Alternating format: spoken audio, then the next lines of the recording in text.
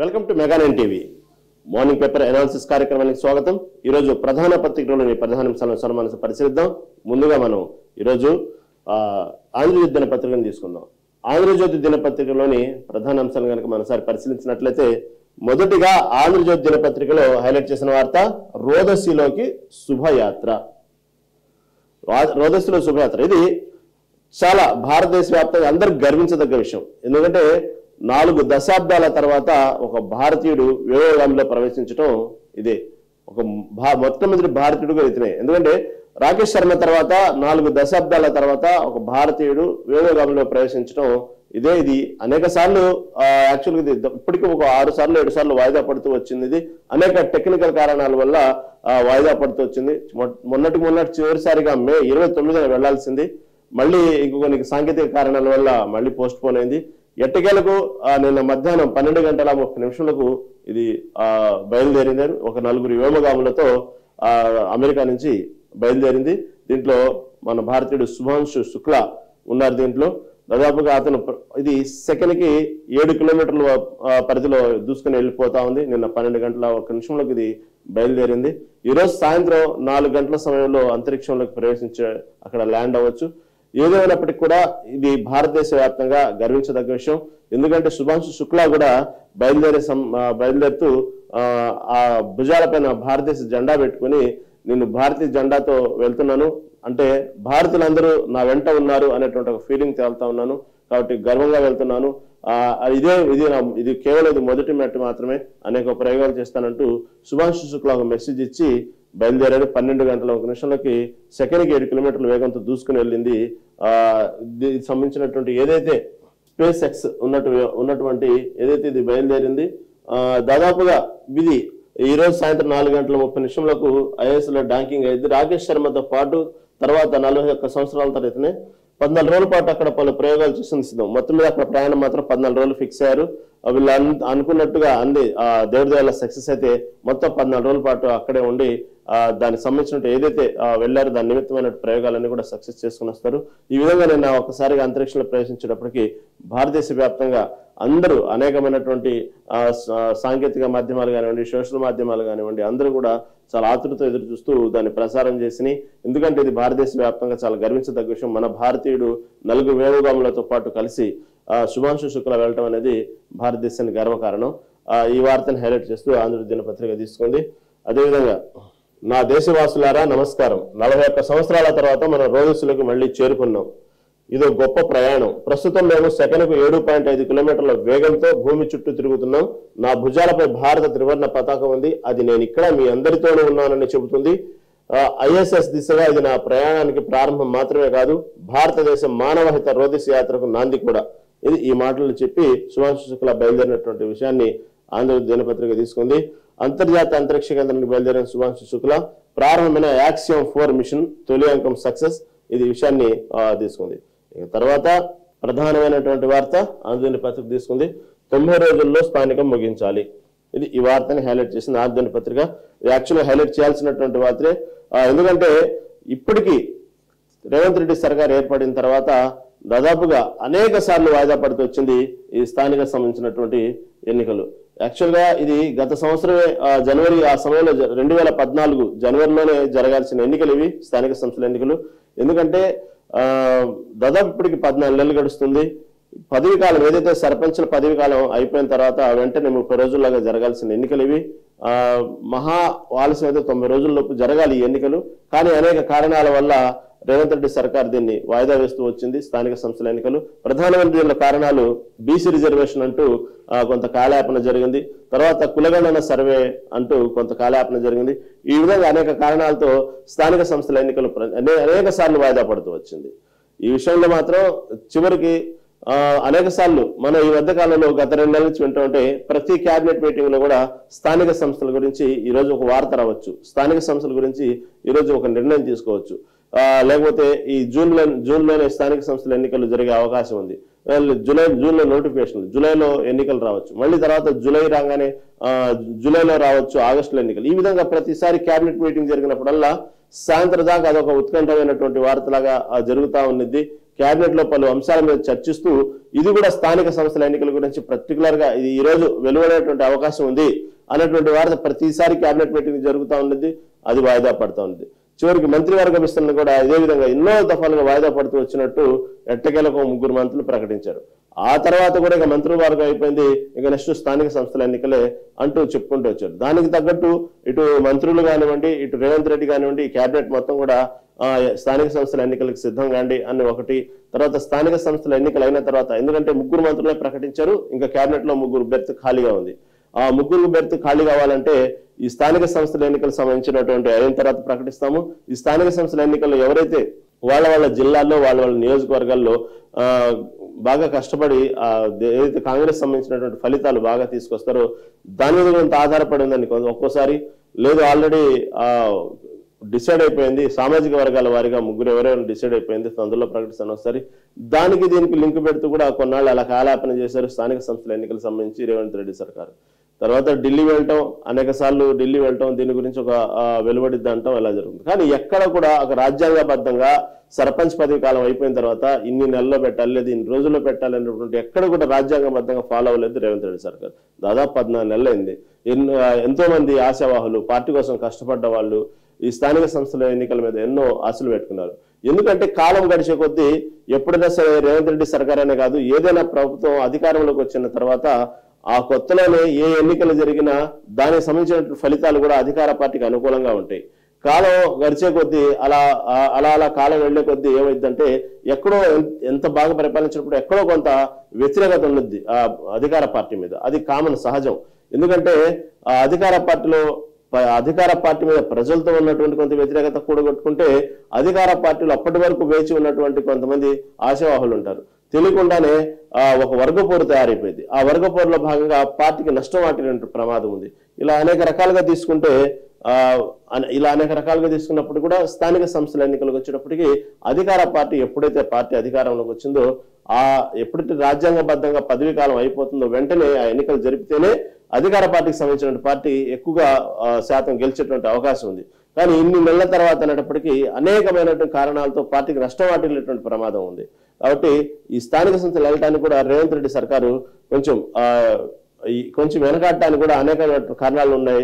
ఈ బీసీ రిజర్వేషన్లు, కులగణన సర్వే ఇవన్నీ ఒక అయితే ఈ టెక్నికల్ గా ఒక మాట అయితే, ఇన్నర్ గా కూడా ఈ స్థానిక సంస్థల ఎన్నికలు వచ్చే ఫలితాల మీద కూడా కాంగ్రెస్ పార్టీ సంబంధించినటువంటి స్టాండ్, కాంగ్రెస్ పార్టీకి ఉన్నటువంటి వెయిట్ కూడా ఫలితాలు తెలుస్తాయి. దాన్ని బట్టి రేవంత్ రెడ్డి సర్కార్ మీద ఆ ప్రభావం పడిద్ది. ఇటు పక్క ప్రతిపక్షాలు కూడా స్థానిక సంస్థల ఎన్నికలు కనుక పొరపాటున ప్రతిపక్షాలు ఎక్కువ శాతం గెలిస్తే అధికార పార్టీ మీద ఒక రకమైనటువంటి ఇంకా అధికార పార్టీ మీద అటాకింగ్ ఎక్కువైపోయింది. అదొక భయం ఉండొచ్చు. తర్వాత రేవంత్ రెడ్డి సర్కారు పనితీరు పట్ల కూడా ప్రజల్లో వ్యతిరేకత ఉంది అనేటువంటి విషయాన్ని ఇటు రాష్ట్రంలో ఇటు కేంద్ర స్థాయికి పార్టీలో తీసుకెళ్లి అక్కడ ఢిల్లీ దాకా తీసుకెళ్లి అక్కడి నుంచి రేవంత్ రెడ్డి మీద ఒత్తిడి పెంచేటువంటి అవకాశాలు ఉన్నాయి.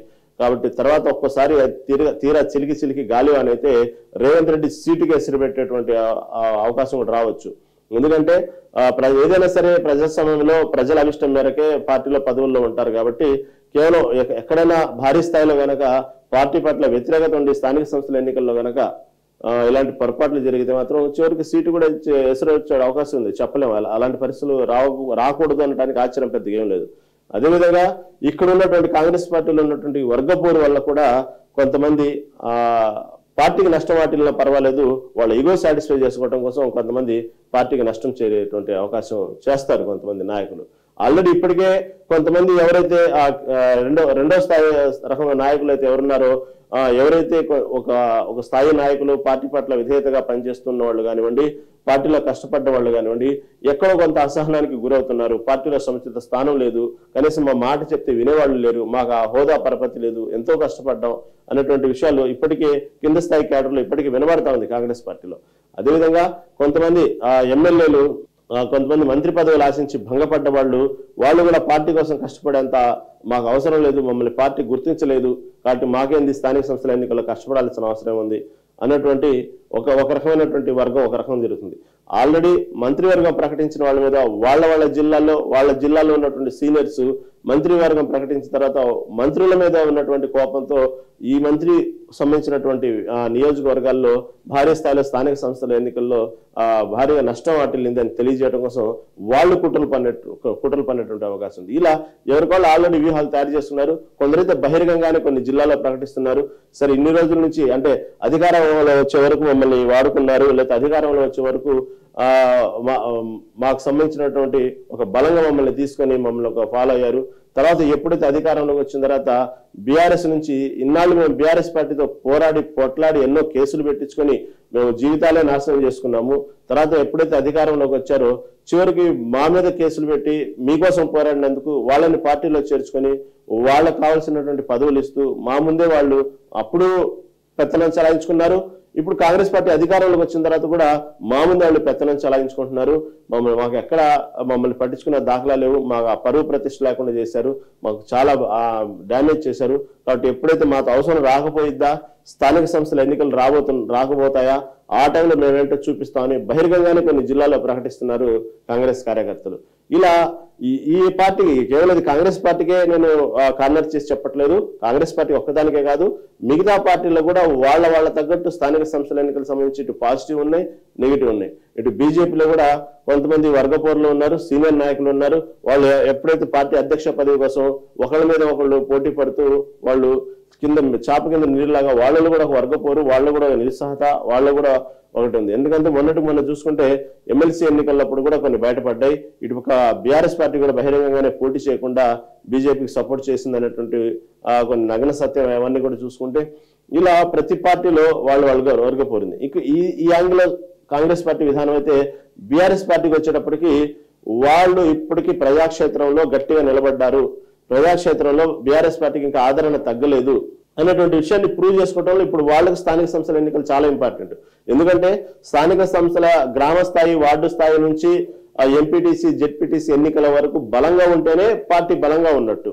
ఎందుకంటే అక్కడ రేపటి రోజున శాసనసభ ఎన్నికలు వచ్చినప్పుడు ఎవరంటే బూత్ స్థాయి నుంచి కష్టపడేది, ఆ పార్టీని బలోపేతం చేసేది, గ్రౌండ్ లెవెల్ నుంచి కష్టపడి పార్టీని నిలబెట్టేది ఎవరంటే ఈ స్థానిక సంస్థల ఎన్నికలు వార్డు నెంబర్లు కానివ్వండి, వీళ్ళ బూత్ స్థాయి కమిటీల నుంచి మొదలయ్యేది. ఈ వార్డు నెంబర్లు కానివ్వండి, సర్పంచ్లు కానివ్వండి, ఈ జెడ్పీటీసీలు, ఎంపీటీసీలు వీళ్ళు నిలబడేది. కాబట్టి ఎప్పుడైతే ఇలాంటి సమయంలోనే ఎక్కువగా పార్టీని బలపరచుకోవాల్సిన అవసరం బీఆర్ఎస్ పార్టీకి ఉంది. ఇటు పక్క ప్రభుత్వం చేసేటువంటి కార్యక్రమాలకు ఎండగడుతూనే ఇటు పార్టీని బలోపేతం చేసుకునేటువంటి అవకాశం కూడా బీఆర్ఎస్ పార్టీకి అవసరం. ఇప్పుడు ఈ క్షణంలో అవసరం. ఎందుకంటే ఈ కాంగ్రెస్ పార్టీకే మీరు చెప్పింది ఎంతసేపు నేను చెప్పింది వర్గపోరు, కానీ పార్టీకి నష్టం వాటిలో ప్రమాదం. కానీ బీఆర్ఎస్ నిరూపించుకోవాల్సిన సమయం. మరి బీఆర్ఎస్ పార్టీ నిరూపించుకోవాల్సిన ఇటు పక్క కాంగ్రెస్ పార్టీ వర్గపోరు, ఇటు పక్క బీజేపీలో ఉన్నటువంటి లుక్కులు ఇవన్నీ స్థానిక సంస్థలు ఎటువంటి ప్రభావం చూస్తుందో తెలుసుకునే ముందు ఓ స్మాల్ బ్రేక్ తీసుకుందాం.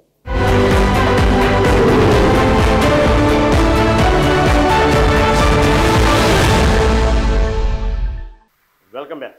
ఇది ఈ విధంగా స్థానిక సంస్థల ఎన్నికలపైన అనేక ఉన్నటువంటి ఇటు అధికార పార్టీతో పాటు ఇటు ప్రతిపక్షాలు కూడా అందరికి ఇది సవాలనే చెప్పుకోవాలి. ఎందుకంటే దాదాపుగా 14 నెలలుగా వచ్చింది. 14 నెలల తర్వాత ఇప్పటికే అనేక పార్టీలో అనేక సంఘటనలు, అనేక మార్పులు చోటు చేసుకున్నాయి. ఎవరి సంబంధించినటువంటి బలం నిరూపించుకున్నటువంటి అవకాశం ఎవరికి వాళ్ళు ఉన్నారు. వాళ్ళకు వాళ్ళు పరీక్షించుకోవడానికి కూడా ఈ పరీక్షలు అనుకోవాలి ఒక రకంగా చెప్పాలంటే. ఎందుకంటే ఇటుపక్క అధికార పార్టీలో అనేక సమస్యలు ఉన్నాయి. ఇప్పుడు ప్రస్తుతానికి సీఎం రేవంత్ రెడ్డికి సంబంధించిన చుట్టూ అనేక సమస్యలతో కొట్టుమిట్టాడుతున్నాయి. సొంత వర్గంతో పాటు రాష్ట్ర సమస్యలు ఇవన్నీ కూడా ఇటుపక్క ఇప్పటికే పార్టీలో ప్రధానంగా స్థానిక సంస్థల ఎన్నికలు దేని మీద ఆధారపడి ఉంటాయంటే లోకల్ క్యాడర్ మీద ఆధారపడి ఉంటాయి. ఎందుకంటే అందరూ ప్రతి ఒక్కరు కూడా పార్టీ కోసం కష్టపడ్డాడు, ప్రతి ఒక్కరు కూడా ఎమ్మెల్యేలు కాలేరు. ఎమ్మెల్యేలు కావాలంటే అన్ని సీట్లు కూడా ఉండవు. కాబట్టి ఎవరికి వాళ్ళు వాళ్ళ తాకతు తగ్గట్టు సర్పంచ్గా పార్టీలో పదవులు అనుభవించాలి, ఆ హోదా అనుభవించాలనేటువంటి ఆశలతో చాలా మంది ఉంటారు. కొంతమంది జెడ్పీటీసీ, కొంతమంది ఎంపీటీసీ, ఇలా అనేక రకమైనటువంటి వాళ్ళ పరిధిలో వాళ్ళు ఒక రాజకీయ నాయకులకు ఎదగాలి అనేటువంటి ఆశల్లో చాలా మంది ఉంటారు. కాబట్టి అలాంటి వ్యక్తులందరూ కూడా పార్టీ కోసం కష్టపడ్డవాళ్ళు ఎప్పుడెప్పుడు స్థానిక సంస్థల ఎన్నికలు వస్తాయా అనేటువంటి ఆశ ఎదురు చూస్తూ ఉంటే ఎక్కడో పార్టీ కొంత ప్రతిష్ట దిగజారుతున్న సమయంలో అలా ఆశలు పెట్టుకున్నటువంటి నాయకులు వాళ్ళు జనాల్లోకి వెళ్ళి ఓట్లు అడగాలన్నా కూడా ఇక్కడ పార్టీకి సంబంధించినటువంటి ఏదైతే జరిగినాయో ఆ పరిణామాలు, ఆ ప్రభావం పార్టీలో ఎన్నికల్లో నుంచోవాలి అనేటువంటి వ్యక్తుల మీద ఆధారపడి ఉన్నది. వాళ్ళు గ్రామ స్థాయిలో వాళ్ళ ఆ ప్రజల్ని ఓటర్లని పాపం మమేకమై వాళ్ళని కాపాడుకుంటూ వాళ్ళతో మంచిగా ఉంటూ అది ప్రేమగా మంచిగా ఉన్నట్టు వాళ్ళ అవసరాలు తీరుస్తూ కేవలం ఇదంతా కూడా ఒక రకమైనటువంటి రాజకీయంగా ఎదగాలి అన్నటువంటి ఒక స్వార్థంతోనే చేస్తుంటారు. దాదాపుగా గ్రామాల్లో చూస్తే మనకు తెలుసు, ప్రతి గ్రామంలో మనం చూస్తూ ఉంటాం. వాళ్ళందరూ ఎన్నాళ్ళు ఈ విధంగా పెంచి పోషిస్తూ ఉంటారు. ఇంత ఆలస్యమయ్యేటప్పటికీ రకరకాల వర్గపోరు తయారవుతాయి. వాళ్ళ గ్రామ స్థాయిలో వాళ్ళ వార్డుల్లో లేదా వాళ్ళ గ్రామాల్లో ఒక కొత్త వర్గం వాళ్ళకి యాంటీగా తయారవుతా ఉన్నది. ఇటుపక్క కొత్తగా మళ్ళీ కొంతమంది పార్టీలో నుంచి అధికార పార్టీలోకి ప్రతిపక్షం నుంచి ఎక్కువ రోజులు వాళ్ళతో పడలేక వేగలేక ఇటు అధికార పార్టీలోకి జంప్ అయ్యే వాళ్ళు ఉంటారు. ఈ అధికార పార్టీలో జంప్ అయ్యేటప్పుడు ఆటోమేటిక్గా కొన్ని వర్గాలు తయారవుతాయి. కొంతమంది వాళ్ళు అధికార పార్టీలో జంప్ అవుతూ పాటు ఓకే సేవ్ అయిపోయాము, అధికార పార్టీతో మాకు ఎటువంటి ఇబ్బంది లేదు అనుకోకుండా వాళ్ళు ఇక్కడ కూడా పెత్తనం చాలించాలని కొంతమంది చూస్తూ ఉంటారు. ఇలా అనేక రకమైన మాట్లాడుకుంటే 100 రకాల సమస్యలు ఉన్నాయి. స్థానిక సంస్థలు లేట్ అయ్యే కొద్ది అంటున్నాయి ఇవన్నీ. అదే కొత్తలో అయితే ఆ పార్టీ సంబంధించిన నాయకులే ఉంటారు, ఆ పార్టీ కోసం కష్టపడ్డ వాళ్ళే ఫేమ్ అవుతూ ఉంటారు. ఆ ఫేమ్ అయిన ఫేస్ పబ్లిక్లో ఉన్నది, వాళ్ళని ఆదరించడానికి ప్రయత్నిస్తుంటారు. కానీ ఇంత ఆలస్యమైనప్పటికీ ఇన్ని నష్ట నివారణ జరుగుతుంది. అవన్నీ పార్టీకి తలనొప్పే. ఈ విధంగా కాంగ్రెస్ పార్టీ ఉంటే, బీఆర్ఎస్ పార్టీకి వచ్చినప్పటికీ నేను ఇందాక చెప్పినట్టు వాళ్ళకి తగ్గట్టు వాళ్ళు ఇది కరెక్ట్గా వాళ్ళు నిరూపించుకోవాల్సిన సమయం. ప్రభుత్వం మీద వ్యతిరేకత ఉంది, నెక్స్ట్ వచ్చేది మా పార్టీయే, మా బీఆర్ఎస్ఏ అని చెప్పుకోవడానికి ఇప్పుడు కేవలం మాటలతో సరిపెడతా ఉన్నారు. రేపు ఆడ స్థానిక సంస్థల ఎన్నికల్లో నిరూపించుకోవాలా. ఇంతకుముందు దాదాపుగా స్థానిక సంస్థల ఎన్నికల్లో ఎక్కువ శాతం మేజర్గా రిజల్ట్ అధికార పార్టీకి ఎక్కువ ఫలితాలు వస్తాయి, అది కామను. కానీ ఈసారి వాతావరణం అలా లేదు తెలంగాణలో. అంటే అధికార పార్టీ మీద వ్యతిరేకత ఉందని నేను చెప్పట్లేదు, కానీ ఇటుపక్క ప్రతిపక్షం కూడా చాలా బలంగా తయారై ఉంది. అవసరమైతే అంటే వాళ్ళు కూడా తెలియకుండానే ఎక్కడో కొంత బలహీనత నిరుత్సాహానికి గురై ఉంటారు. కామన్గా ఈ అధికార పార్టీ గెలిచిన కొత్తలో స్థానిక సంస్థల ఎన్నికలు వస్తే వాళ్ళు కూడా అదే స్థాయిలో పోటీ పడటానికి కష్టపడటానికి కూడా వాళ్ళు పెద్దగా ఉండదు, ఆ ఉత్సాహం ఉండదు. ఎక్కడో కొంత చూద్దాం, కొన్నాళ్ళు చూద్దాం అనేటువంటి వాళ్ళు కొంత రిలాక్స్ అయి ఉంటారు కొత్తలో అయితే. ఎందుకంటే అలా మనం గతంలో కొన్ని చూసుకుంటే ఉమ్మడి రాష్ట్రం ఆంధ్రప్రదేశ్లో కూడా మనం చూసాం అలాంటి. జగన్ సీఎంగా ఉన్న హయాంలో చంద్రబాబు నాయుడు స్థానిక సంస్థల ఎన్నికల్లో డైరెక్ట్గానే బహిరంగంగానే ప్రకటించి నుంచోట్లేదని ఎవరైతే క్యాండిడేట్ ఉన్నారో వాళ్ళు ఎన్నికల్లో పోటీ నిలబెట్టలేదు. వాళ్ళు చూసాం అలాంటి ఎన్నో మనం ప్రాక్టికల్గా. ఆ హవా నడిచినప్పుడు అధికార పార్టీది ప్రతిపక్ష పార్టీలు కూడా స్థానిక సంస్థల ఎన్నికల్లో అంత సీరియస్గా తీసుకో దానికోసం ధన వ్యయ ప్రయాసాలకు వెచ్చించడానికి వాళ్ళు పెద్దగా ముందుకు రారు. కానీ ఇక్కడ అలా కాదు, ఇక్కడ ఆలస్యమైంది. ఇప్పుడు అవకాశం ఉంది. ప్రతిపక్షాలు బాగా బలంగా తయారైనవి, 100 ఉన్నాయి అధికార పార్టీ మీద చెప్పుకోవడానికి తిరగటానికి వాళ్ళ దగ్గర. కాబట్టి ఆల్రెడీ ఇటు పక్క పార్టీలో వ్యతిరేకత ఉంది, ఇటు పక్క ప్రజల్లో ఉన్నటువంటి వ్యతిరేకత ఉంది. కానీ ఎక్కడో కొంత నమ్మకం ఏంటంటే రేవంత్ రెడ్డి సర్కార్ ఈ మధ్య కాలంలో కొన్ని చేసినటువంటి రైతుకు సంబంధించిన రైతు కార్యక్రమాలు కానివ్వండి, ఇటు పక్క తెలంగాణ ఖ్యాతి పెంపొందించేటువంటి కొన్ని అందాల పోటీలు పెట్టినటువంటి, అంటే అందాల పోటీలకి ఇటు స్థానిక సంస్థల ఎన్నికలకి సంబంధం లేకపోవచ్చు, కానీ రేవంత్ రెడ్డి హయాంలో చేసినటువంటి కొన్ని డెవలప్మెంట్ కానీ చెప్పుకోవటానికి కానివ్వండి, అదేవిధంగా కొన్ని కంపెనీలు మన హైదరాబాద్కి తీసుకొచ్చే విధంలో చేసిన కృషి కానివ్వండి, అదేవిధంగా నోటిఫికేషన్స్, ఉద్యోగుల నోటిఫికేషన్ దాదాపు 10 ఏళ్ళ నుంచి ఆగిపోయినటువంటి గ్రూప్ 1 గ్రూప్ 2 సంబంధించిన నోటిఫికేషన్ ఇచ్చేసి దానికి సంబంధించిన పరీక్షలు జరపడం కానివ్వండి, ఇలా కొన్ని పాజిటివ్స్ తీసుకొని ప్రజల్లోకి వెళ్ళాలి అనేటువంటి ఒక దీంట్లో ప్రభుత్వం ఉంది. కానీ ఇక్కడ ఇండర్గా కొన్ని డ్యామేజ్లు కూడా ఉన్నాయి. హైడ్రా డ్యామేజ్ కొంత ఉంది స్థానిక సంస్థలకు సంబంధించి. అదేవిధంగా పార్టీలు అనుకున్నంతగా ఎక్కడో కొంత పార్టీలో పట్టుకునేది కోల్పోవడం కొంత జరిగింది. ఈ విధంగా అనేక పరిణామాలు ఉన్నాయి. ఇటుపక్క ఫ్రీ బస్సు ఆల్రెడీ కష్టపడి నడుపుతున్నారు. ఇటుపక్క ఇందిరమ్మ ఇళ్లకు సంబంధించి కూడా అనేక రకంగా పార్టీ డ్యామేజ్ ఉంది. ఇప్పటికే గతంలో ప్రకటించిన బీఆర్ఎస్ ప్రభుత్వంలో ఉన్నప్పుడు ప్రకటించినటువంటి ఏదైతే డబుల్ బెడ్రూమ్ ఇళ్లు సంబంధించినటువంటి అర్హుల్ని మళ్ళీ కాంగ్రెస్ పార్టీ వచ్చిన తర్వాత వాళ్ళని తొలగించి వీళ్ళకు అనుకూలమైన వాళ్ళ పేర్లు యాడ్ చేయడం కానివ్వండి, ఇలా ప్రజల్లో కొంత వ్యతిరేకత ఉంది. ఆల్రెడీ ఇప్పటికీ ఇందిరమ్మ ఇళ్లు కానివ్వండి, ఇటుపక్క రైతు భరోసా, ఇటుపక్క రుణమాఫీ, ఇటుపక్క ఫ్రీ బస్సు, ఇలాంటి కొన్ని కార్యక్రమాలతో ధైర్యంగా వెళ్తున్నాము. దాని రిజల్ట్ ఉన్నది. అధికార పార్టీలో ఉన్నాం కాబట్టి కొంత అధికార యంత్రాంగం కానివ్వండి, అక్కడ ఉన్నటువంటి లోకల్ శాసనసభ్యులు కానివ్వండి, ఇటుపక్క మంత్రులు కానివ్వండి పార్టీని కాపాడుకొస్తారు అనేటువంటి ధీమాతో రేవంత్ రెడ్డి సర్కార్ ఉంది.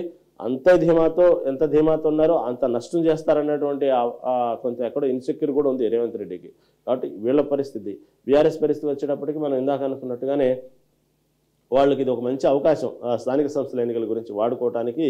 పార్టీ యొక్క బలం పెరిగింది, మనం నెక్స్ట్ ప్రభుత్వంలో రాబోతున్నాం అనేటువంటి ఎప్పుడైతే ఈ స్థానిక సంస్థలు వచ్చే ఫలితాల మీదే క్యాడర్ కూడా నిలబడిద్ది. వాళ్ళు పార్టీ వెనక దమ్ముగా నిలుస్తారు. ఎందుకంటే రేపటి రోజున అధికారంలో బీఆర్ఎస్ పార్టీ వస్తుంది అనేటువంటి నమ్మకం కలిగితేనే ఈ కార్యకర్తలు వాళ్ళు వెంట తిరుగుతారు, పార్టీ కోసం కష్టపడతారు. స్థానిక సంస్థలు ఇన్నాళ్ల తర్వాత ఇంత వ్యతిరేకత ప్రభుత్వం మీద ఉన్నప్పుడు కూడా స్థానిక సంస్థల ఎన్నికల్లో కనుక ఇలాంటి నిరూపించుకోలేకపోతే ఇంకా వాళ్ళ వెనక తిరగడానికి కూడా ఇష్టపడరు, భయపడతారు ఒక రకంగా. ఎందుకంటే మళ్ళీ వచ్చేది కాంగ్రెస్ ప్రభుత్వమే కాబట్టి మనం వాళ్ళ ముందు మనం ఫేమ్ అయిపోయి అనవసరం కష్టాల పాలై స్టేషన్ చుట్టూ తిరగడే బదులు ఎందుకు సైలెంట్ అవ్వటం లేకపోతే పార్టీ మారటానికన్నా ప్రయత్నిస్తుంటారు.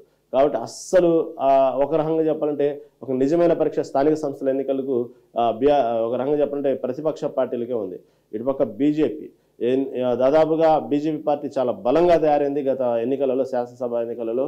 అలాంటి బీజేపీని ఒక్కసారిగా డామినేట్ చేసి కాంగ్రెస్ లాస్ట్ 3-4 మంత్స్ ముందు డామినేట్ చేసి పైకి వచ్చి సెకండ్ ప్లేస్లోకి వచ్చి చివరికి అధికార పార్టీ దక్కించుకునే పరిస్థితికి వచ్చింది. అంటే ఆ టైంలో బీజేపీకి మంచి అవకాశం ఉంది, పట్టుంది. మళ్ళీ అంతటి పాజిటివ్ పక్క బండి సంజయ్ నాయకత్వము, పక్క పార్టీలో ఎక్కడో కొంత బీజేపీ పట్ల ఒక రకమైనటువంటి పాజిటివ్ ధోరణి, అంత వైబ్రేషన్లో ఒక్కసారిగా బండి సంజయ్ని పార్టీ అధ్యక్షుడిగా మార్చడము, తర్వాత అనేక పరిణామాలు ఎక్కడో పార్టీని తనకు తానే వీక్ చేసుకుంది. దాని వెనక పెద్ద కారణాలు ఉన్నాయి, అదొక స్పెషల్ సెషన్ మాట్లాడుకుంటే. ఏదేమైనట్టు కూడా బీజేపీ ఆ అవకాశాన్ని చేజార్చుకుంది.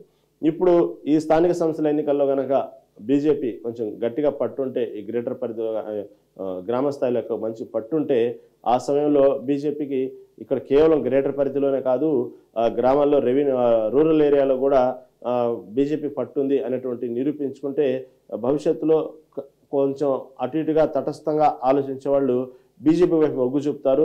భవిష్యత్తులో అధికారంలో రావడానికి అవకాశం ఉంది. వాళ్ళకు కూడా ఇది స్థానిక సంస్థలు ఎన్నికలు కూడా చాలా అవసరమైనవి అనమాట. ఈ విధంగా చూసుకుంటే ఏ రకంగా కూడా స్థానిక సంస్థల ఎన్నికలు వచ్చేటప్పటికి 14 నెలలు ఆలస్యం అవడం వల్ల ఇటు ప్రభుత్వానికి తలనొప్పిగా తయారైంది, ఇటుపక్క మిగతా పార్టీలకు అవసరంగా తయారైంది. ఇది నిరూపించుకున్నటువంటి పరీక్షాకాలంగా తయారైంది. ఎందుకంటే అందుకే హైకోర్టు చాలా సీరియస్గా చెప్పింది, ఇప్పటికే 14 నెలలు ఆలస్యమైంది. ఎందుకు ఆలస్యమైంది మీకు అంటే చెప్పిందనమాట. దీనికి అసలు ఎందుకు ఇది కరెక్టేనా, ఇది మంచిదా, ఇది చెడ్డదా, మీరు 14 నెలలు ఎందుకు ఆలస్యం చేశారు, ఇవన్నీ నేను ఆ ప్రశ్నలు ఎత్తి మళ్ళీ దాంట్లోకి నేను వెళ్ళదలుచుకోలేదు అంటూ హైకోర్టు చెప్తూనే 90 రోజుల్లోగా మొత్తం పూర్తి చేయాలి. దాదాపుగా ఈ రిజర్వేషన్ సంబంధించిన ప్రక్రియ కూడా 30 రోజుల్లో పూర్తి చేయాలి. మొత్తం ఏమైనప్పటికీ కూడా సెప్టెంబర్ ఎండింగ్ లోపు ఎన్నికలు మాత్రం జరిగిపోవాలి. ఫలితాలు కూడా మొత్తం ఫలితాలతో సహా సెప్టెంబర్ లోపు మీరు ఎన్ని విడతలుగా పెట్టుకుంటారో ఎన్నికలు తెలియదు, కానీ దాదాపు ఎన్నికల ప్రక్రియ 60 రోజుల్లో పూర్తి అవ్వాలి. 90 రోజులకు సంబంధించినటువంటి పూర్తి చేయాలి మొత్తానికి అనేటువంటి మొత్తం ఏమైనప్పటికీ కూడా అంటే 1 నెల రోజుల్లో రిజర్వేషన్ సంబంధించిన ప్రక్రియ పూర్తి చేయాలి. దానికి ఎటువంటి మొహమాట లేదు, ఇంకా పెండింగ్ పెట్టే పనే లేదు. ఈ సాధ్యాల మీద ఏం జరిగింది, ఎక్కడ పొరపాటు జరిగింది, ఇన్ని రోజులు ఎందుకు ఆలస్యం చేశారు, ఇవన్నీ వినే పరిస్థితుల్లోనూ దానికి అంత సమయం కూడా లేదు. మీరు మాత్రం 90 రోజుల్లోపు ఎన్నికల ప్రక్రియ పూర్తి చేయాలి. సెప్టెంబర్ 30 కల్లా ఫలితాలతో సహా వచ్చేయాలి. నెలలోపు రిజర్వేషన్ ప్రక్రియ కూడా పూర్తి చేయాలన్నట్టు చాలా స్ట్రాంగ్గా ప్రభుత్వానికి హైకోర్టు ఆదేశించింది. ఇది ఇప్పటికిప్పుడు యుద్ధ ప్రాతిపదికన ఈ నెలలోపు ఎలా పూర్తి చేయాలి ఈ బీసీ రిజర్వేషన్. ఎందుకంటే మొదటి నుంచి కాంగ్రెస్ ప్రభుత్వం ఎందుకు ఈ ఎన్నికల్లో 14 నెలలు ఎందుకు ఆలస్యం చేసిందంటే కేవలం ఎన్నికల హామీల్లో భాగంగా ఇచ్చినటువంటి మాట ప్రకారం బీసీ రిజర్వేషన్లు పూర్తిగా బీసీలకు అన్యాయం జరుగుతుంది, మా పార్టీ వచ్చిన తర్వాత బీసీలకు సరైనటువంటి న్యాయం చేస్తాం, బీసీ రిజర్వేషన్ చేసిన తర్వాతనే మేము స్థానిక సంస్థల ఎన్నికలకు వెళ్తాం అనేటువంటి అధికారంలో వచ్చిన కొత్తలోనే చెప్తున్న మాట రేవంత్ రెడ్డి సర్కారు. దాన్ని నిలబెట్టుకోవడం కోసం ఈ కులగణన సర్వే ఎన్ని చేశారు, దాదాపుగా ట్రాన్స్పరెంట్గా ఉండటానికే ట్రై చేస్తున్నారు. కానీ ఎక్కడో అన్నీ అనుకున్నట్టు అవ్వవు కానీ దాని ప్రకారమే కులగణన సర్వే కూడా సక్రమంగా జరగలేదు. ప్రతి డోర్ టు డోర్ అనేది అప్పుడు ఒక అబాస్ పాలైంది. ఆ తర్వాత మళ్ళీ 2-3 విడతలుగా కులగణన సర్వే పెట్టారు. ఆ తర్వాత బీసీస్ రిజర్వేషన్ సంబంధించినటువంటి విషయంలో కూడా క్లారిటీకి వచ్చారు. కానీ బీసీ సంబంధించిన రిజర్వేషన్లో ఏదో తూతూ మంత్రంగా చేసింది, బీసీలని తక్కువగా చూపించి కులగణనలో తక్కువ సీట్లు పరిమితం చేయడానికి ఒక కుట్ర పన్నారు కాంగ్రెస్ ప్రభుత్వం అంటూ ఇటు బీఆర్ఎస్లో ఉన్నటువంటి మాజీ మంత్రి శ్రీనివాస్ గౌడ్ ఈ విధంగా ప్రకటించడం జరిగింది అప్పట్లో. ఏదేమైనప్పుడు కూడా బీసీ రిజర్వేషన్ ప్రక్రియ పూర్తయిన తర్వాత ఎన్నికలకు వెళ్తామంటూ ఇన్నాళ్ళు పోస్ట్ పోన్ చేసుకుంటూ వచ్చింది కాబట్టి రేవంత్ రెడ్డి సర్కారు మళ్ళీ ఇప్పుడు తర్వాత చూద్దాం బీసీ రిజర్వేషన్ ముందు హైకోర్టు చెప్పింది స్థానిక సంస్థల ఎన్నికలు జరపాల్సిందే అని చెప్పేసి అంటే కనుక పార్టీకి దెబ్బని చెప్పి ఇటు బీసీలోని బాగా వ్యతిరేకత వచ్చింది. కాబట్టి ఈ రిజర్వేషన్ ప్రక్రియ ఈ నెలలో పూర్తి చేయడానికి ఎలా చేయాలి, సాధ్యసాధ్యాలేంది, ఏ విధంగా చేయాలనేటువంటి కసరత్తు చేస్తుంది, సాధ్యసాధ్యాలను పరిశీలిస్తున్న రాష్ట్ర ప్రభుత్వం. దానికి సంబంధించినటువంటి న్యాయ నిపుణులతో కూడా చర్చిస్తుంది. ఈ మాటని హైలైట్ చేసింది ఆంధ్రజ్యోతి దినపత్రిక. ఏదైనప్పటికీ కూడా ఈ విధంగా ఎన్నికలు జరపడానికి ఇప్పటికిప్పుడు ఇక తప్పట్లేదు. ఇంకా ఇప్పుడు మళ్ళీ ఇన్నిసార్లు వాయిదాలు వేయడానికి కూడా అవకాశం లేదు. దానికి కారణాలు చెప్పడానికి కూడా అవకాశం లేదు. ఇంకా రాష్ట్ర ప్రభుత్వానికి దాదాపు కోర్టు దీంట్లో జోక్యం చేసుకునే పరిస్థితి వచ్చింది. వీళ్ళు అనుకున్నట్టుగానే రేవంత్ రెడ్డి సర్కారు గతంలో లాగానే జూన్లో పార్టీకి ఎన్నికలు మొదలుపెట్టినట్టయితే పరిస్థితి దూరం వచ్చేది కాదు. అప్పటికే చాలా ఆలస్యమైంది. వీళ్ళు అనుకున్నట్టు వీళ్ళు చెప్పినట్టుగానే ఎప్పుడైతే 3 మంత్రి పదవులు ప్రకటించిన తర్వాత జూన్లో స్థానిక సంస్థల ఎన్నికలు వెళ్తున్నాం అని మొదట కాంగ్రెస్ పార్టీ ప్రకటించిన తర్వాత నిజంగానే జూన్లో వెళ్లాల్సింది. జూన్లో మరో 4 రోజుల్లో ఎన్నికల నోటిఫికేషన్ విడుదలవుతుంది, స్థానిక సంస్థల ఎన్నికలు అని సీతక్క చెప్పిందని ఆ పార్టీలోనే ఎలా చెప్తారు, పార్టీలో మంత్రులు తలో స్టేట్మెంట్ ఎలా ఇస్తారు అంటూ టీపీసీసీ ప్రెసిడెంట్ మహేష్ కుమార్ గౌడ్ విమర్శించడం జరిగింది. అదొక పెద్ద దుమారం, అదొక సబ్జెక్టు. ఎవరికాళ్ళు స్థానిక సంస్థల ఎన్నికలు ఎక్కడో ప్రజల్లో ఒక వ్యతిరేకత వస్తుంది అని, ఎక్కడో నిరుత్సాహానికి గురవుతున్నారు అని చెప్పి ఎక్కడో అప్పుడప్పుడు కొంచెం అలా బూస్టింగ్ ఇవ్వడానికి మంత్రులు ఏదో నోరు జారితే దానికి ఎవరికి ఇష్టం వచ్చినట్టు ఎలా మాట్లాడతారు. ఒక మంత్రిగా ఉండి ఒక బాధ్యతగా ఉండాల్సిన మంత్రులు ఒక నిర్ణయం తీసుకోకుండా క్యాబినెట్లో ముందుగా మీరు ఎలా ప్రకటిస్తారు, 4 రోజులు నోటిఫికేషన్ విడుదలయ్యే అవకాశం ఉంది అన్న మాటకే ఇంత పెద్ద హంగామా చేశారు కాంగ్రెస్ పార్టీలో. ఇప్పుడు చివరికి కోర్టు మొట్టిగా వేసి జరపాల్సిందే, ఫలానా తేదీలోపు రిజల్ట్స్ రావాల్సిందే, ఇన్ని రోజుల ప్రక్రియ పూర్తి చేయాల్సిందే, 90 రోజులు అయిపోవాల్సింది మొత్తం అని హైకోర్టు మొట్టిగా వేసి సీరియస్గా ఒక డేట్ ఫిక్స్ చేసి ఒక డెడ్ లైన్ విధించినప్పుడు ఇప్పుడు ఎవరి మీద అలుగుతారు, ఇప్పుడు ఎవరి మీద స్టేట్మెంట్లు ఇస్తారో చూడాలి కాంగ్రెస్ పార్టీ. ఏదేమైనప్పుడు కూడా ఈ బీసీ రిజర్వేషన్ సంబంధించి అయిన తర్వాత ఈ నెలలో పూర్తి చేయడానికి మాత్రం సాధ్యసాధ్యాలు పరిశీలిస్తున్నారు, న్యాయ నిపుణులతో సలహాలు తీసుకుంటున్నారు. ఇప్పుడు యంత్రాంగం మొత్తం కదిలింది, యుద్ధ ప్రాతిపదికన ఇప్పుడు సీరియస్గా తీసుకుంది రేవంత్ రెడ్డి సర్కారు. ఇంక ఈసారి మాత్రం తప్పించడం లేదు. స్థానిక సంస్థల ఎన్నికలకు అందరూ సిద్ధం అవ్వాల్సిందే, కాంగ్రెస్ పార్టీతో పాటు ఇది నడుస్తుంది. దాని తగ్గట్టు సందిట్లో సడమి అన్నట్టు ఇటు బీఆర్ఎస్ పార్టీ కూడా స్థానిక సంస్థలు ఎందుకు జరపలేదు అనే విషయంలో హరీష్ రావు ఇచ్చిన స్టేట్మెంట్ ఏంటంటే, వీళ్ళు కేవలం కావాలనే ఎన్నికల్లో వెళ్ళటానికి భయపడుతున్నారు, భయపడే ఎన్నికలు వెళ్లకుండా ఏదో ఒకటి వాయిదాలు వేసుకుంటూ వస్తున్నారు అనేటువంటి విషయాన్ని హరీష్ రావు చెప్పడం జరిగింది. ఆ వార్తను కూడా హైలైట్ చేశారు. దాంతోపాటు ఇంకొక సవాల్ కూడా విసిరారు హరీష్ రావు. దమ్ముంటే 40 రోజుల పాటు అసెంబ్లీ జరపండి, మాట్లాడుకుందాం, సమావేశాలు దమ్ముంటే నిర్వహించండి ఒక 40 రోజులు. అప్పుడు పార్టీ ఏ విధంగా రూమర్లు లేపుతుంది, గుడ్డగాల్చి ఏ విధంగా బీఆర్ఎస్ పార్టీ మీద వేస్తుంది, చేస్తున్న తప్పిదాలేంది, రాష్ట్ర ప్రభుత్వం చేస్తున్న తప్పిదాలేంది, అనేక విషయంలో కానివ్వండి, ఇటు కాళేశ్వరంలో కానివ్వండి, ఇటు బనకచల్ల విషయంలో కానివ్వండి, ఇటు అదేవిధంగా కాంగ్రెస్ పార్టీ ఏదైతే లేవనెత్తిన కొన్ని విషయాలు ఉన్నాయో, అంటే కేటీఆర్ మీద కానివ్వండి, ఫార్ములా సంబంధించిన ఈ రేస్ కేసులో కానివ్వండి, ఇటు పక్క కాళేశ్వరం నోటీసుల విషయంలో కానివ్వండి, ఇటు పక్క బనకచల్లలో ఇంత భారీ స్థాయిలో అప్పట్లో బీఆర్ఎస్ పార్టీ ఏదైతే ఉందో కేసీఆర్ చేసినటువంటి మరణ శాస్త్రం తెలంగాణకు రాశారు, గోదావరి కృష్ణా జలాలకు సంబంధించి అనేటువంటి విషయాలు కానివ్వండి, ఇవన్నీ 40 రోజుల పాటు కనుక ఒక సెషన్ ఏర్పాటు చేస్తే అసెంబ్లీ సమావేశాలు అప్పుడు ఏందో దమ్ముంటే అలా ఏర్పాటు చేయండి, మాట్లాడుకుందాం అంటూ హరీష్ రావు సవాల్ విసరడం జరిగింది. ఓటమి భయంతోనే స్థానిక ఎన్నికలకు వెళ్ళటం లేదు అనేటువంటి విషయాన్ని హరీష్ రావు చెప్పిన విషయాన్ని ఆంధ్ర దినపత్రిక హైలైట్ చేసింది. ఇది ఈ స్థానిక సంస్థలకు సంబంధించినటువంటి ప్రధానంగా ఆంధ్ర దినపత్రిక తీసుకుంది. ఇక తర్వాత తెలంగాణ వ్యాప్తంగా అందరినీ ఒక సెన్సేషన్ క్రియేట్ చేస్తూ ఎవరికి వాళ్ళు రాజకీయ నాయకులతో పాటు ఇటు సినీ సెలబ్రిటీలు మొత్తానికి ఒక కుదిపేసినటువంటి వార్త ఫోన్ ట్యాపింగ్. ఇక దీని విషయానికి వచ్చేటప్పటికి ఫోన్ ట్యాపింగ్ మొదటి నుంచి కొంతమంది పేర్లు, కొంతమంది రాజకీయ ప్రముఖులే బయటపడ్డాయి. ఇక పోను ప్రతిదీ ఎలా అయిపోయిందంటే ఎవరికి వాళ్ళు మా ఫోన్ కూడా ట్యాపింగ్ జరిగిందా అని ఒక స్థాయి నాయకులు కాడి నుంచి అందరికి ఒక రకమైనటువంటి ఆలోచన బయలుదేరింది. ఇది ఎందుకంటే కేవలం మావోయిస్టుల కోసం, నక్సలైట్ల కోసం అనేటువంటి ఒక కేవలం ఆ మాట చెప్పి దొడ్డిదారిన అనేక మంది ఆ ఫోన్లో రాజకీయ నాయకులు, సెలబ్రిటీలు, వ్యక్తిగతంగా ఒక పరపతి హోదా ఉన్న నాయకులతో సహా అందరిది ఫోన్ ట్యాపింగ్ జరిగింది. ఆ విషయం బయటపడింది.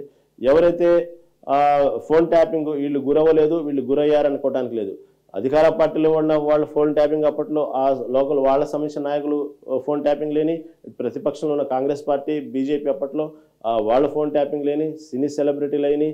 నిన్నటికి నిన్న ఒక స్థాయి హోదా వ్యక్తులు కూడా కాంగ్రెస్ పార్టీలో ఉన్నటువంటి మహేష్ కుమార్ గౌడ్ లాంటి స్థాయి వ్యక్తులు కూడా సినీ సెలబ్రిటీ ఈ కేవలం ఫోన్ ట్యాపింగ్ల వల్ల కొన్ని కాపురంలో చిచ్చులు పడ్డాయి, కొంతమంది సినీ ప్రముఖులు విడాకులు తీసుకుని దాకా తీసుకొచ్చారు అనేటువంటి విషయాన్ని కూడా బహిరంగానే చెప్పడం జరిగింది.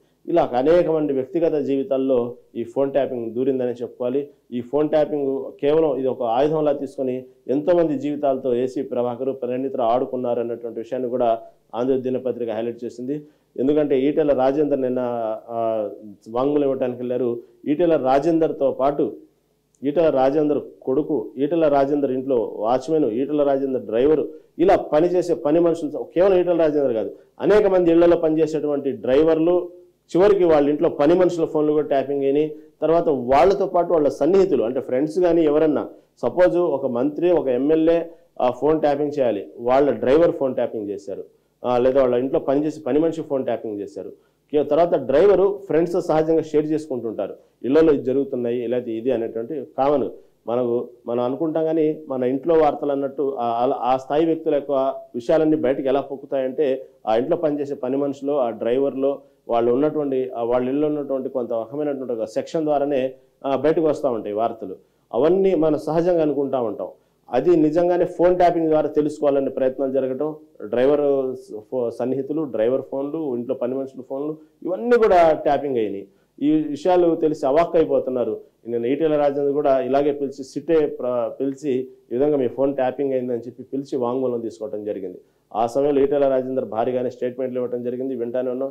బండి సంజయ్ని కూడా ఇలాగే రిక్వెస్ట్ చేసి ఫోన్ ట్యాపింగ్ విషయంలో సిట్ పిలిచారు, మీ ఫోన్ ట్యాపింగ్ అయిందని. ఈ విధంగా అనేకమైనటువంటి సినీ సెలబ్రిటీలతో పాటు రాజకీయ ప్రముఖులు. ఇప్పుడు చూస్తే ఆంధ్రజ్యోతి ఎండి రాధాకృష్ణ సంబంధించిన ఫోన్ కూడా ట్యాపింగ్ అయినట్టు ఆంధ్రజ్యోతిలో రాసుకొచ్చారు. ఎందుకంటే అప్పట్లో కేవలం మావోయిస్టుల సమాచారం కోసం గత ప్రభుత్వంలో మొత్తం రివ్యూ కమిటీకి 615 మంది నంబర్లు, వాటిలో ఆంధ్రజ్యోతి ఎండి నెంబర్ కూడా రాధాకృష్ణకు సిట్ అధికారులు సమాచారం. మొత్తం 615 ఫోన్ నెంబర్లు వీళ్ళు ఫోన్ ట్యాపింగ్ చేశారు.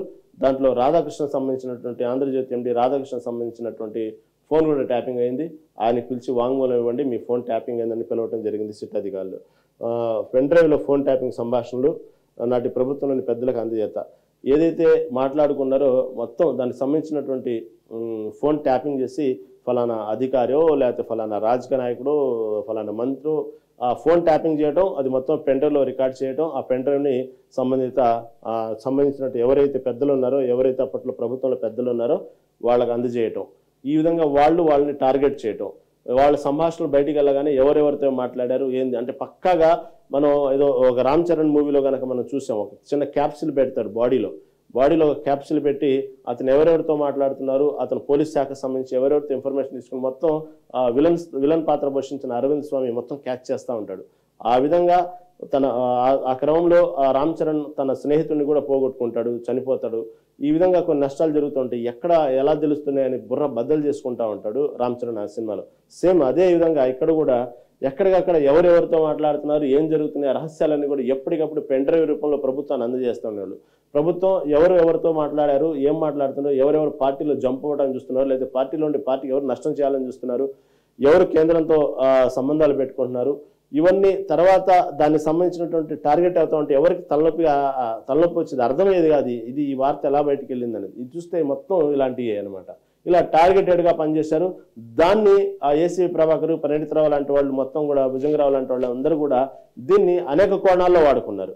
కేవలం అక్కడ ఉన్నటువంటి ఏదైతే ఒక మెటీరియల్ పడేసామనుకోండి, ఎవరికి వాళ్ళు తీసుకోగా ఏదైతే వేస్ట్ మెటీరియల్ ఉంది ఆ వేస్ట్ మెటీరియల్ ఎలా వాడాలన్నట్టు వీళ్ళు పెద్దలకు ఎవరైతే రాజకీయ పెద్దలకు ఏదైతే అవసరం ఉందో దానికి సంబంధించినటువంటి వాళ్ళ సంబంధించిన ఫోన్ ట్యాపింగ్లో ఉన్నట్టు సంభాషణ తీసుకుంటే మిగతాయి కొన్ని అన్రికార్డెడ్ అంటే అనధికారికంగా కొన్ని రికార్డ్ అయిన మొత్తం తీసుకొని ఆ సంబంధించినటువంటి వ్యాపారస్తులకో లేకపోతే అధికారులకో వీళ్ళు ఆడుకొని బ్లాక్మెయిల్ చేసి కొన్ని కోట్లు సంపాదించారన్నట్టు అభియోగం ఉంది. అసలు ఎవరెవరు ఫోన్ ట్యాపింగ్ లేని ఈ ఫోన్ ట్యాపింగ్ ఏ విధంగా వీళ్ళు రూటు మార్చారు, మావోయిస్టుల పేరుతో ఇంత దందంగా నడిచి ఎంతమంది జీవితాల్లో ప్రవేశించారు, ఇవన్నీ ఫోన్ ట్యాపింగ్ తెలుసుకునే ముందు ఓ స్మాల్ బ్రేక్ తీసుకుందాం.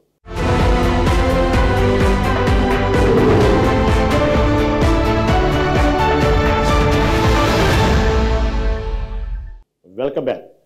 ఈ విధంగా ఆంధ్రజ్యోతి ఎండి రాధాకృష్ణ సంబంధించినటువంటి ఫోన్ ట్యాపింగ్ గురవటం, సిట్ అధికారులే రాధాకృష్ణకు వచ్చి ఒకసారి వాంగ్మూలం ఇవ్వండి, మీ ఫోన్ కూడా ట్యాపింగ్ జరిగింది అని చెప్పడం ఇప్పుడు సంచలనమైంది.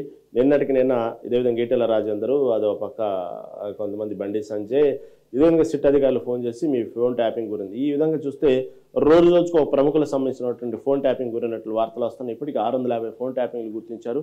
మళ్ళీ ఈ ఫోన్ ట్యాపింగ్లు ఇంకా భవిష్యత్తులో చూస్తే ఎవరెవరి ఫోన్లు ట్యాపింగ్ అయినాయి అనేటువంటి విషయాలు మాత్రం రోజుకి ఉత్కంఠంగానే వాతావరణం కనబడతా ఉంది. ఇంకా ఎటువంటి విషయాలు నిన్న మనం అనుకున్నట్టుగానే ఈ ఫోన్ ట్యాపింగ్ గురైంది అనే అంతవరకే పిలిచి వాంగ్మూలాలు తీసుకుంటున్నారు. కానీ ఆ ఫోన్ ట్యాపింగ్ ఏ విధంగా వాడుకున్నారు, ఆ ఫోన్ ట్యాపింగ్ వల్ల ఏ విధంగా ఉపయోగం పొందారు ఈ ప్రణీతరావు ప్రభాకరన్ వాళ్ళు, ఎవరికి ఇచ్చారు, అసలు దీని వెనక బాస్ ఎవరు, ఈ బాస్ దాన్ని ఆ ఫోన్ ట్యాపింగ్ ఉన్నటువంటి సంభాషణ పెండ్రైవ్ రూపంలో తీసుకున్న సంభాషణ మొత్తాన్ని ఎలా వాడుకున్నాడు, ఎవరెవరిని బ్లాక్మెయిల్ చేశారు ఆ బాస్, తర్వాత వీళ్ళు ప్రణీతరావు లాంటి స్థాయి అధికారులు మొత్తాన్ని కూడా ఈ ఫోన్ ట్యాపింగ్ విషయంలో ఎవరెవరిని ఏ విధంగా ఇబ్బందులు పెట్టారు, వాళ్ళ జీవితాలు తెలాడుకున్నారు, ఏ విధంగా సంపాదించారు అవినీతిగా, ఇవి కూడా బయటకు రావచ్చు. ఇవన్నీ బయటకు వస్తాయి, కానీ దాన్ని హోల్డ్లో పెట్టారు, ముందుగా వాంగ్మూలం తీసుకుంటున్నారు ఇలా అయినట్టు. కానీ వాళ్ళకి మాత్రం వ్యక్తిగతంగా చెప్తున్నారు ఏ విధంగా వీళ్ళు ఫోన్ ట్యాపింగ్ చేశారు, ఎవరెవరు మీ ఫోన్ ట్యాపింగ్ ఎవరెవరి దగ్గర వాడారన్న విషయాన్ని వాళ్ళకైతే పర్సనల్గా చెప్తున్నట్టున్నారు. టోటల్గా ఏమైనప్పుడు ఈ వాడినటువంటి ఫోన్ ట్యాపింగ్ని ఎక్కడెక్కడ యూటిలైజ్ చేశారు, ఏ విధంగా వాళ్ళని ఇబ్బంది పెట్టారని మాత్రం అవన్నీ బయటకు వస్తాయి. అప్పటికి కొన్ని హార్డ్ డిస్క్లు తీసుకెళ్లి తగలబెట్టడం, ఇళ్లలో పారేయడం ఇవన్నీ చేశారు అప్పటికి. అయినప్పటికీ కూడా ఎక్కడా దీన్ని వదలలేదు. దీన్ని మాత్రం చాలా సీరియస్గా తీసుకుని కొంచెం సీరియస్గానే లాగుతున్నారు. ఎందుకంటే ఇప్పటికే చాలా ఆలస్యమైంది ఫోన్ ట్యాపింగ్. కానీ దీని మీద అనేక అనుమానాలు కూడా వ్యక్తపరుస్తున్నారు బీజేపీ సంబంధించినటువంటి నాయకులు, ఇటు బండి సంజయ్ లాంటి స్థాయి నాయకులు కానివ్వండి, ఈటెల రాజేందర్, వీళ్ళు కూడా ఆ స్థాయి వ్యక్తులు కొంచెం అనుమానం కూడా వ్యక్తం. అనుమానం అంటే కావలసినంతగా ఎందుకు మీరు స్పీడ్ పెంచట్లేదు, దీంట్లో ఎందుకు యాక్షన్ తీసుకోవట్లేదు, స్వయంగా ఒప్పుకున్నారు కదా, ఫలానా ఏసీ ప్రభాకర్ చెప్తే చేశామనో, లేకపోతే ఫలానా ప్రణీతరావు చెప్తే ఈ విధంగా మేము చేశామనో, ఈ విధంగా చేశామో వాళ్ళు ఒప్పుకుంటున్నారు కదా, ఒప్పుకున్నప్పుడు ఎందుకు అరెస్టుల పర్వం కొనసాగట్లేదు, ఎందుకు దీన్ని తీసుకోవట్లేదు, దీని వెనక ఏదో మతలబు ఉంది, కాంగ్రెస్ పార్టీ ఎవరితోనో గూడు పుట్టానయ్యి ఈ విధంగా బీఆర్ఎస్ గూడు పుట్టానయ్యి దీని విషయాన్ని తొక్కి పెడుతున్నారు అనే విషయాన్ని మటుపక్క బీజేపీ చెప్తుంది. ఒకసారి సహజంగా రాజకీయం సంబంధించిన విమర్శలు ఏమైనా సహజమే అని కొట్టిపారేయడానికి కొన్ని ఆస్కారాలు. ఎందుకంటే దీన్ని ఇంత ముందుగా తీసుకెళ్తున్నారంటే, ఒకటికి ఇప్పటికి 6-7 సార్లు ఏసీ ప్రభాకర్ని విచారణ జరగటం కానివ్వండి, ఇటుపక్క ప్రణీతరావుని మళ్ళీ పిలిపేయడం కానివ్వండి, ఇవన్నీ చూస్తూ ఉంటే కొంచెం ఎక్కడో కొంత సీరియస్నెస్ స్పీడప్ పెంచారని అనిపిస్తుంది. కానీ సహజంగా రాజకీయ విమర్శలు చేస్తూ ఉంటారు బీజేపీ పార్టీ, అలా చెప్తుంది. దాన్ని కొట్టిపారేయలేము. సిబిఐకి ఇవ్వాలి, సిఐడికి ఇవ్వాలి, దర్యాప్తు మొత్తాన్ని ఇవ్వాలి అంటే ఒక పక్క ఆల్రెడీ చెప్తా ఉన్నారు బీజేపీ సంబంధించినటువంటి బండి సంజయ్ నాయకులు, ఆ మంత్రులు. దీన్ని కేసుని వీళ్ళు సిట్టు కాదు మార్చండి అంటున్నారు. ఏమైనప్పటికీ కూడా ఇది చాలా ఒక రకంగా చెప్పాలంటే ఇది చాలా తప్పు, చాలా ఘోరమైనటువంటి చర్య. దీన్ని మావోయిస్టుల పేరు చెప్పి కేవలం ఈ విధంగా అందరూ జీవితాలతో ఆడుకోవటం, అందరి జీవితాలు పర్సనల్గా జొరబడి ఈ విధంగా వాళ్ళ వ్యక్తిగత సమాచారాన్ని హననం చేయటం అనేది చాలా ఘోరమైన తప్పిదం. దీనికంటూ శిక్ష పడితే మాత్రం చాలా ఘోరమైన శిక్షలే పడతాయి. ఎందుకంటే యంత్రాంగాన్ని ఈ విధంగా అంటే కేవలం వ్యక్తిగత విషయాలు తీసుకోవటమే కాదు, యంత్రాంగాన్ని కూడా తప్పుదోవ పట్టించటము, దానికి సంబంధించినటువంటి ఫైల్ మీద మొదటి పేపర్లో మొత్తాన్ని కూడా మావోయిస్టులకు సంబంధించినటువంటి ఫోన్లు ట్యాపింగ్ చేస్తామనేటువంటి విషయాన్ని పెట్టి కింద మొత్తం కూడా సపరేట్గా కొంతమంది ప్రముఖుల పేర్లు పెట్టి సంతకాలు చేయించడం, ఇదొక రకమైనటువంటి సెక్షన్ల కిందకు వచ్చింది.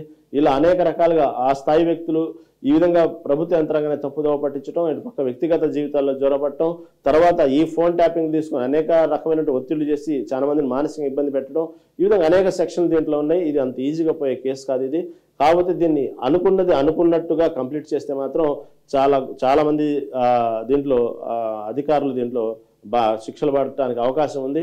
మళ్ళీ ఇది నిజంగానే ఇంత సీరియస్గా ముందుకెళ్ళిద్దా లేదా, ఇలాంటి గతంలో ఎన్నో చూసాం. అంటే ఫోన్ ట్యాపింగ్లు కాదు, కొన్ని విషయాలు ఇంకేదో అయిపోతుంది, దీని గురించి పెద్దగా వ్యవహారం జరగబోతుంది, శిక్ష పడబోతుంది, లేకపోతే ఏదో సెన్సేషన్ అవ్వబోతుంది అనే వార్తలు కూడా ఒక్కసారిగా తుస్సుమని పడిపోవడం మనం చూసాం. ఎన్నో ఉన్నాయి అలాంటి సాక్ష్యాలు.